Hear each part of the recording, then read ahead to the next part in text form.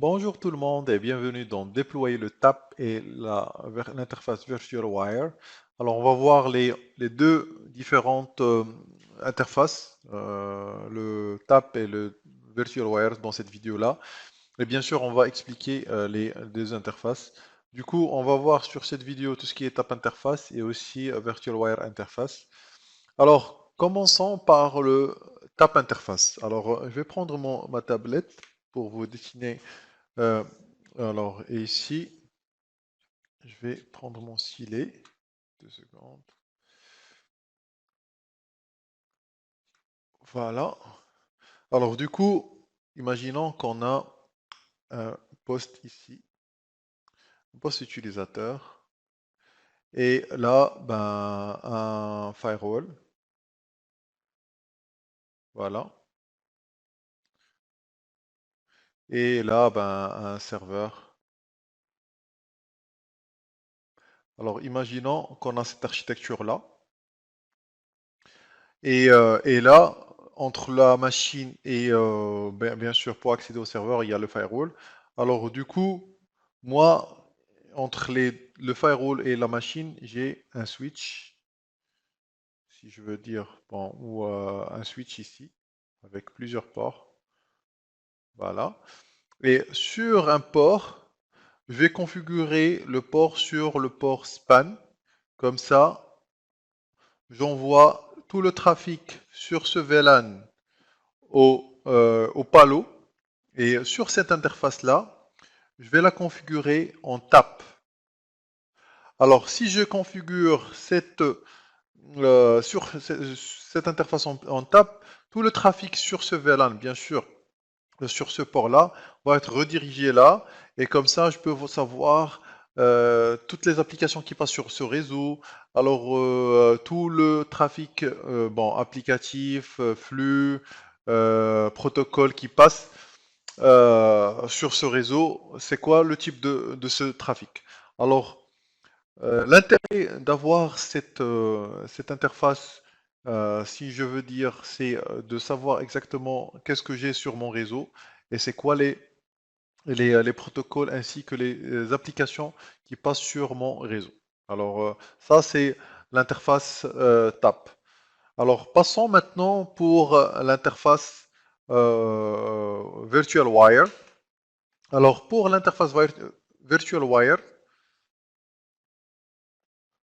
alors ici, je vais changer encore mon stylet pour que je vous montre comment ça se passe. Alors, là, imaginons que j'ai mon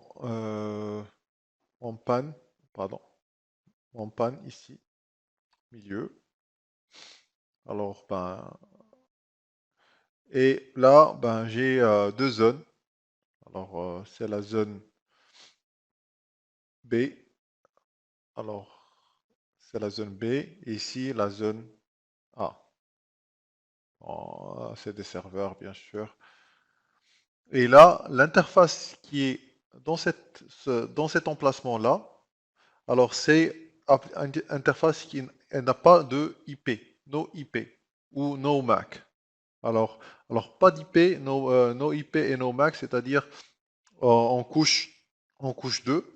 Du coup, les deux ports dans les deux côtés, comme on a dit dans l'architecture qu'on a vu, alors il y a le firewall va s'intégrer sans changement, sans modification. C'est juste tous les flux qui passent de la zone A vers la zone B, ça va être filtré. Alors tout ce qui est tout ce qui est antivirus, anti-spyware et tout ça, ça va être filtré sur les trames. Mais là, ça va pas interagir sur le changement ou routage ou n'importe pour modifier la trame pour qu'elle va être redirigée sur une autre zone. Alors, sachant bien que ces deux zones-là doivent être, ben, ces deux interfaces-là doivent être dans le même adressage. Parce que lui, il va pas faire le routage, alors il va pas savoir comment on peut faire du routage. Alors, ici, il va faire juste du filtrage, tout ce qui est Security filtrage, bon, l'IPS, les signatures et tout ça, il peut les lire. Mais tout ce qui est routage, NAT et tout ça, bon, le NAT, il peut le faire, mais c'est pas préférable dans cette configuration-là. Alors du coup, c'est ça le virtual wire. Si on veut dire, on prend deux interfaces dans une seule interface. Pour moi, c'est comme un câble qui les relie entre les deux. C'est ça ce que je vois, moi, quand je dis virtual wire, c'est un câble. Ben, le wire, c'est un câble. Un virtual wire, c'est un câble virtuel qui passe entre les deux. Voilà, c'est ça. Bon, voilà. Alors, c'était par rapport au TAP et virtual wire.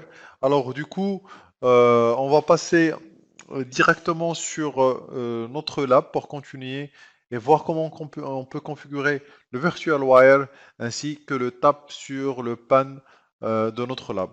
Je vous dis à tout de suite sur le lab pour faire cette configuration-là. Ben, maintenant, commençons par la configuration de VirtualWire. On va commencer par VirtualWire et après on va voir le TAP. Du coup, pour le VirtualWire, on va partir sur les interfaces. Bien sûr, on va prendre deux interfaces qu'on va choisir pour le VirtualWire. On a vu comme quoi pour un VirtualWire, il faut au minimum deux interfaces. Alors, du coup, on va prendre l'interface 1/4 et ici on va mettre vwire zone danger. Voilà. Et dans le type, on va choisir virtual, câble virtuel ou virtual wire. Alors, comme je vous ai dit, c'est le câble virtuel. Alors, dans le type, je sélectionne le virtual wire et aussi le profil ici, je laisse none. Le câble virtuel, je laisse none. Et dans la zone sécurité, je vais créer une nouvelle zone que je vais nommer danger. Ouais, danger. Alors, c'est une zone que je vais nommer danger, au cas où il y a un danger dans cette zone. Moi, je vais vérifier ce qui se passe dans cette zone-là. Et là, après, je vais valider pour que ça ferme la fenêtre et je vais faire la même chose pour le port 1/5. Alors ici, vwire zone danger. Voilà, et dans zone, je vais mettre câble virtuel. Bon, la zone, moi je l'avais déjà créée. Voilà, je vais l'afficher là. Et je valide. Maintenant qu'on a créé les deux interfaces, on va partir sur un câble virtuel et qu'on va créer le câble virtuel, le virtual wire. Alors, on fait ajouter danger, comme on en met tout à l'heure, et je vais choisir mes deux interfaces, bien sûr. Ces deux interfaces, il m'affiche juste les interfaces qui sont sur le comme type virtual wire ou câble virtuel. Alors, je choisis l'interface 1 et l'interface 2. D'accord? Alors ici, c'est par rapport au VLAN. Alors je peux spécifier le VLAN que je veux faire passer sur mon virtual wire. Alors du coup, si j'ai plusieurs VLAN, par exemple, j'ai 1, 5 et 12, et aussi de 15 vers le 20. Alors ça, c'est pour spécifier la différence entre les VLAN. Moi, j'ai pas de VLAN. Alors ici, si je coche ça, ça va faire passer le multicast sur mon firewall. Alors, je veux le pas. Et ici, c'est par rapport l'état de la liaison. Alors, elle fait passer la bande passante. Alors, ce qui fait, c'est comme un câble qui fait passer les données. D'accord? Alors, je valide. Et comme ça, je peux voir que mon virtual wire a été créé. Alors, si je reviens sur mes interfaces, interface 4, Alors, vous pouvez voir que mon câble virtuel ou le virtual wire, bon, moi, j'ai pas spécifié ça, mais automatiquement, il m'a ajouté le virtual wire. Bon, je pouvais l'ajouter, le créer à partir de là, mais on peut le créer ici, bien sûr, à partir de son emplacement qui est là. Alors, du coup, comme ça, j'ai pu ajouter les deux interfaces sur le virtual wire qui est le danger. Alors, une dernière chose, c'est que si je veux ajouter le virtual wire ou le câble virtuel dans les sous-interfaces. Alors ici, je clique, bon, pardon, Network, interface Ethernet et ajouter une sous-interface. Et ici, je peux spécifier, bien sûr, si je spécifie un interface 1/5.1 pour une sous-interface, bien sûr, je peux spécifier le virtual wire euh, ici, en danger. Et après, bien sûr, euh, je peux choisir le virtual wire que je peux créer à partir de l'interface parce que ici, j'ai pas d'interface. Voilà, je dois créer l'interface et l'associer à, à virtual wire. Comme ça, elle va être associée au virtual wire. Bon, ça, c'est juste par rapport aux sous-interfaces qu'on peut eux aussi les mettre dans VirtualWire. Maintenant, passons sur le TAP, comment on configure un TAP. Alors, on va prendre l'interface 6 comme exemple. Alors ici, je vais la nommer Security TAP. Security TAP.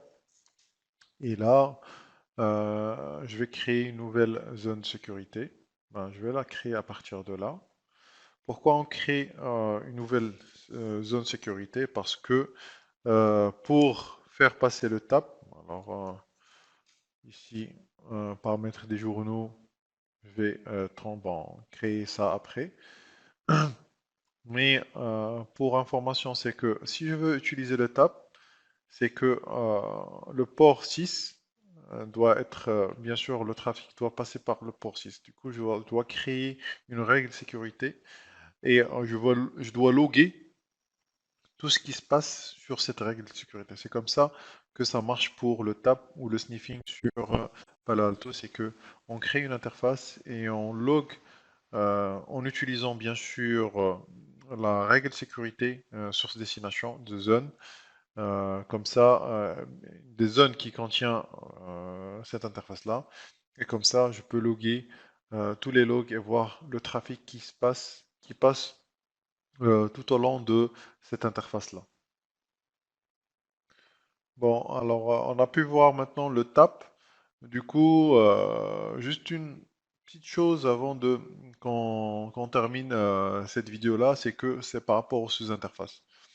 Alors, je ne sais pas, est-ce que vous êtes familier avec les sous-interfaces, mais c'est juste pour expliquer les sous-interfaces, c'est que j'ai une interface et je peux associer plusieurs adresses IP sur sur cette interface-là.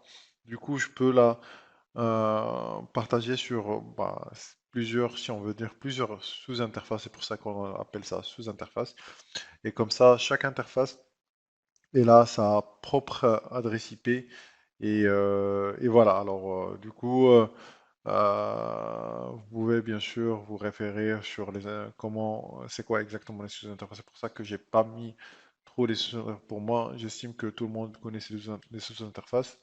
Mais ça nous aide bien sûr avoir plusieurs adresses IP sur une seule interface, des fois, il y a des configurations qu'on utilise souvent les sous-interfaces là-dessus.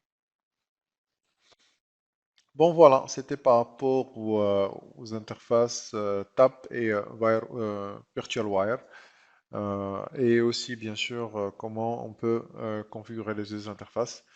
Merci d'avoir suivi cette vidéo-là et je vous dis à la prochaine vidéo sur alform.com. D'ici là, restez connectés bien sûr et on va voir beaucoup de choses sur d'autres interfaces qui sont très intéressantes et autres fonctionnalités de PAN. Alors restez connectés et à très bientôt. Merci, au revoir.